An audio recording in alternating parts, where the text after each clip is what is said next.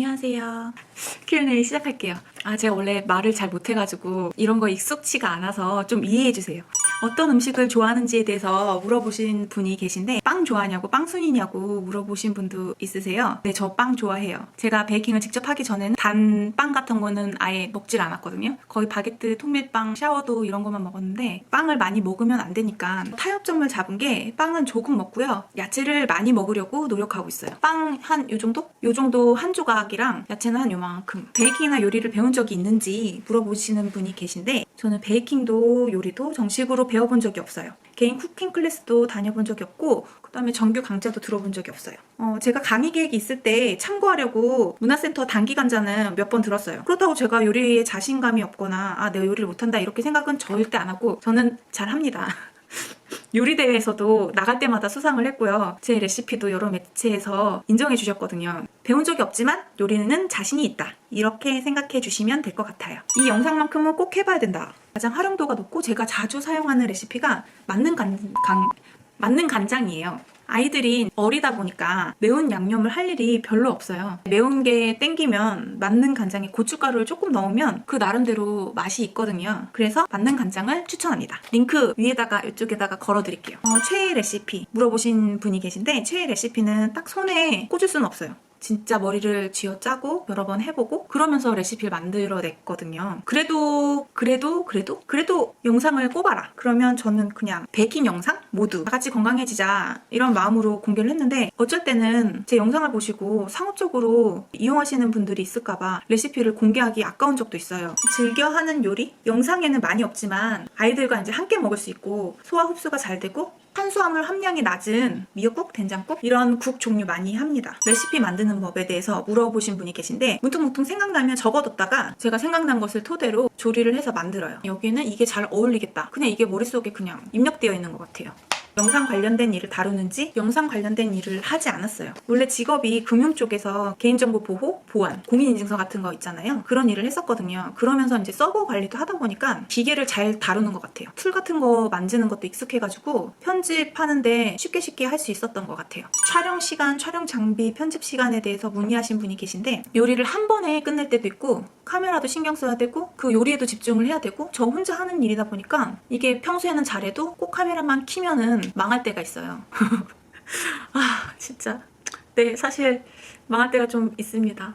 보통 3분 영상은 한 3시간은 찍는 것 같아요. 촬영 장비는 미러리스 카메라 한 대, 그 다음에 똑딱이 카메라 한 대, 2대 가지고 같이 찍어요. 편집 시간은 보통 4일 정도 걸리는데 저 같은 경우는 아이들이 어린이집과 학교에서 일찍 오고 아침마다 운동도 해야 되고 애들 밥도 챙겨줘야 되고 진짜 틈틈이 책도 읽어야 되고 컷 편집 이렇게 영상을 이렇게 잘라서 이어붙이는 그 컷 편집 시간은 오래 안 걸리는데 이렇게 자막 쓰는 게 오래 걸립니다. 왜냐면 맞춤법 맞춤법 검사도 해야 되고 계량이라든지 이런 게 조금이라도 오차 있으면 제 영상 보고 하시는 분들이 망할 수가 있기 때문에 검증하고 그런 부분이 조금 오래 걸리는 것 같아요. 키토 베이킹 정식 키토 아니죠? 사실 정식 키토의 개념과 정의가 개개인마다 다 다르다고 생각해요. 제가 생각하는 정식 키토는 호르몬 교란을 일으킬 수 있는 인공 첨가물, GMO 식품을 사용하지 않는 천연 재료로 당류를 배제하고 각종 영양소를 적당히 먹는 거라고 생각해요. 건드리 박사님 책에도 키토 베이킹이 나오고 유명한 키토제닉 사이트에도 키토빵이 나오잖아요. 근데 단 키토 베이킹에서 주의할 점이 있다면 아몬드의 오메가6 비율이 높고 천연 감미료지만 단맛이 들어가 있잖아요. 단맛이 입으로 들어가면 대뇌에서 너 그거 많이 먹어, 그거 맛있어, 그거 많이 먹어 이러는 신호가 보내져서 그게 문제인데 키토빵을 식사 개념으로 생각하면 영양 밸런스에 문제가 있겠지만 풍성한 야채, 약간의 단백질, 키토빵 한 조각 이거는 전혀 문제가 될 게 아니라고 생각해요. 디저트도 만들고 있지만 간식 개념으로 생각하지 마시고 식사할 때 같이 요만큼 드시는 것을 추천드립니다. 많이 만들어 놓고 냉동실에 쟁여 두시고 하나씩 꺼내서 드세요. 이만큼 드시면 안 됩니다. 절대 저도 그렇게 먹지 않아요. 키토 얼마나 하고 빵을 만들어 먹어야 하나요? 사람마다 몸이 달라서 가이드라인을 말씀해 드리기가 좀 애매해요. 근데 저 같으면은 몸이 케톤에 적응을 하고 천연 입맛으로 길들여진 다음에 드시는 것을 추천드립니다. 식기 브랜드 물어보시는 분이 계셨어요. 특정 브랜드를 좋아하는 것은 아니고 저렴이도 사용하고 고렴이는 사용을 잘 안 해요. 돈이 없어서. 좀 약간 비싼 것들? 그런 것들은 대부분 80% 정도 세일해서 산 것들이에요.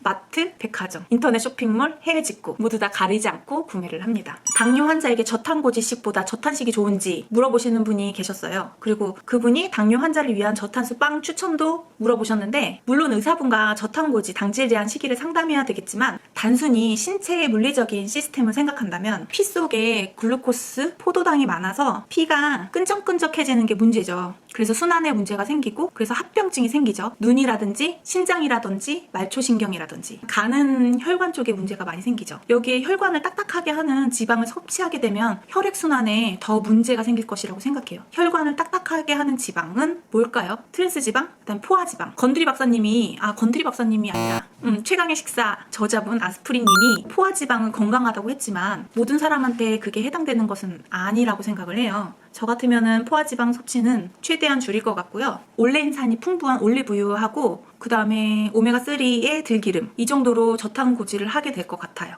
그리고 제가 그렇게 먹고 있습니다. 만약에 저탄식을 하게 된다면 열량이 부족해질 수가 있겠죠. 당질도 제한을 해야 되고, 당뇨니까 지방도 저지로 해야 되면 에너지를 섭취할 수 없고, 단백질을 과다 섭취할 수 있는 요인이 좀 많아져서 위와 장이 단백질을 소화시키기 위해서는 약간 부담이 돼요. 또 필요 이상의 단백질은 간에서 포도당으로 합성돼서 혈당을 높이잖아요. 그러니까 단백질도 줄이고 저칼로리식으로 가야 될 것 같아요. 물론 주치의 선생님께 꼭 확인을 해보셔야 될 것 같아요. 저라면 이렇게 하겠다, 이렇게 말씀을 드리는 거고, 사람 몸은 다 다르니까 몸에 맞는 시기를 찾아보시길 진짜 바랍니다. 당뇨 환자를 위한 저탄수 빵 추천, 이것도 은우님과 상담하셔야 될 것 같은데, 약을 드시는지 혈당 강화제라든지, 혈당 강화제도 종류가 많이 있죠. 인슐린 췌장을 쥐어짜가지고 인슐린 분비량을 많게 하는 경우, 그 다음에 피 속에 포도당을 강제로 어떻게 해가지고 내리는 경우, 어떤 약을 드시는지, 혈당 수치가 어떻게 나오는지, 혈당이 1시간에 높은지 1시간 반에 높은지 30분 후에 높은지 그 그래프도 따져보셔야 되고요. 또 말초신경계, 신장질환 이런 거 질환이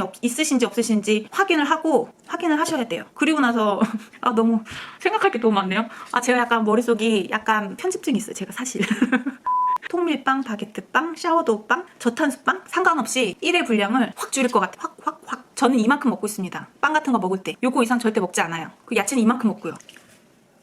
또 빵이랑 커피랑 이런 조합으로 드시는 분이 상당히 많은데, 그렇게 절대 드시지 마시고 항상 식사 시간에 같이 드세요. 추천해드리고 싶은 빵은 정제당이 들어가지 않은 빵, 설탕이 들어가지 않은 빵, 당류가 들어가지 않은 빵, 식사랑 같이 드시라는 거 추천드립니다. NG 모음 올려주세요. NG 모음이요? 네, 올려드릴게요. 님이 아몬드 가루, 젤라틴, 수화보, 생크림 알러지 반응이 났다고 하셨는데, 평소에 마카롱이나 유제품 알러지가 없었으면 아몬드 가루랑 생크림은 제외해야 되고, 두 가지 다 알러지 반응이 보고된 사례가 있네요. 젤리 같은 거 드셨을 때 괜찮았으면 수화보에 문제가 있는 것 같고, 수화보가 들어간 제품을 먹었을 때 알레르기가 있었으면 수화보를 드시면 안 될 것 같아요. 베이킹 업로드 일정 어떻게 되냐고 문의하시는 분이 계신데, 출판 책 쓰느라고 정신이 없어서 베이킹을 지금 못하고 있거든요. 클렌징 식단으로 또 유지하고 있어가지고 베이킹을 안 해요.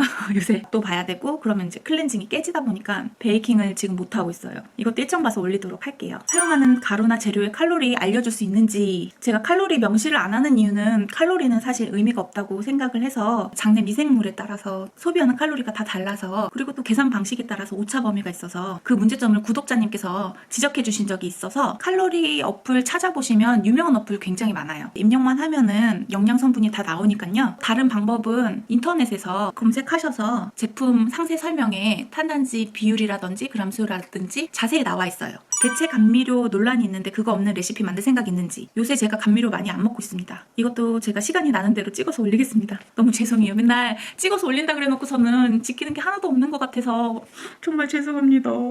예전에는 저한테 스트레스를 주면서 빨리빨리 영상을 찍고 업로드해야지 그렇게 생각을 해서 진짜 쉬지도 않고 밤새도록 편집해서 올렸거든요. 그러다 보니 제 몸이 너무 안 좋아져서 정말 의미가 없다. 무엇을 위하는 유튜브인가. 그래서 요새 업로드가 자꾸 늦어지는 것 같아요. 정말 죄송합니다. 이것은.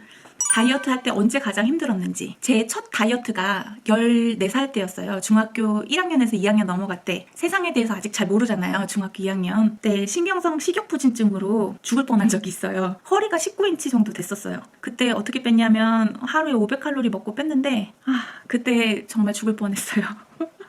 평소 힘들 때는 빵 유혹 있을 때 제일 힘들어요. 모임 같은 데라든지 이제 사람들 만날 때 카페나 디저트집 많이 가잖아요. 그때 조금 힘들어요. 내가 만들어 먹으면 돼. 이 생각도 하고 있고, 그 다음에 진짜 요만큼씩 요만큼씩 떼서 먹기도 하고 맛보기도 하고. 칼하고 나무 도마 어느 제품인 칼은 로버트 허덕칼 직구에서 구매했고요. 도마는 안동 여행할 때 구매한 느티나무 도마. 근데 로버트 허덕칼은 좋아하시는 분이 굉장히 많으신데 저는 좀 가벼워서 별로예요.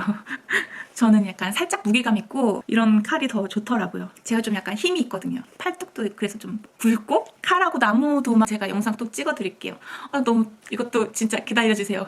최대한 빨리. 떡볶이 같은 한국 간식 가족들이랑 떡볶이를 먹을 때가 있잖아요. 그때는 떡볶이에 떡은 안 먹고 야채 먹어요. 레시피도 사실 있긴 있어요. 만드는 법은 매운 양념장에 감미료하고 소금 더 넣으면 되거든요. 매운 만능 양념장 제가 또 올려드릴게요. 여기에다가 달고 맵고가 포인트잖아요. 그래서 감미료가 좀 들어가야 떡볶이 맛이 나는 것 같아요. 감미료 피하신다면 안 넣으셔도 상관없고요. 일주일 장보기 냉장고 정리. 제 냉장고가 굉장히 오래됐어요. 선반이 막 이사 다니고 이러면서 선반이 폭삭 주저앉아가지고 냉장고 정리 영상을 못 찍고 있어요. 일주일 장보기 같은 브이로그 영상도 꼭 올려드릴게요. 요청해주셔서 너무 감사해요. 녹인버터, 실온버터, 전란, 노른자. 녹인버터는 이제 공기를 포함할 수가 없잖아요. 베이킹을 하다 보면 가루류하고 섞었을 때 굉장히 떡지는 느낌이 있어요. 실온버터에 공기를 포집해서 사용하는 결과물이 더 좋게 나와요. 흰자는 공기를 많이 집어넣을 수가 있고 과자류에 푹신 남은 흰자를 사용하죠. 노른자는 부드럽고 고소하고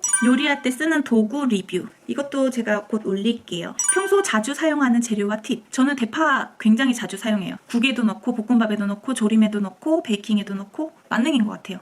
대파 사용하는 팁은 달걀 볶음밥 영상에서 이미 알려드렸어요. 흰자하고 녹색 부분을 나눠서 사용하면 영양소 손실 없게 사용할 수 있습니다. 자극적인 키토 음식, 마라탕, 선지해장국, 닭발. 예전에는 굉장히 많이 먹었어요. 지금은 디톡스 기간이고 위험이 있어가지고 지금 못 먹고 있습니다. 커피도 안 먹고 있어요. 좀 슬퍼요.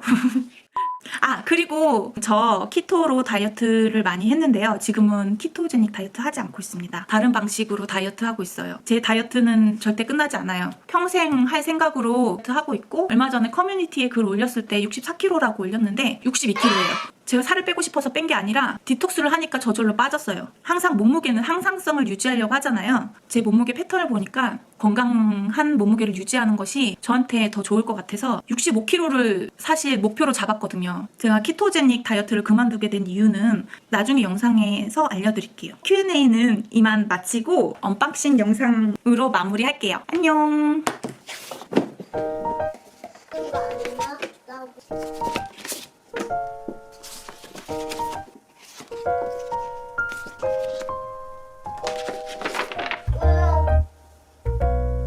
지윤아 일로 와봐. 아무 데나 끼면 돼. 샌드박스에서 20명의 팬들에게 선물을 드립니다. 오 나왔어요. 하나 먹어도 돼? 몸도 마음도 건강하게 플렉. 이거는 누가 뗄 거예요? 광고주가 사랑하는 크리에이터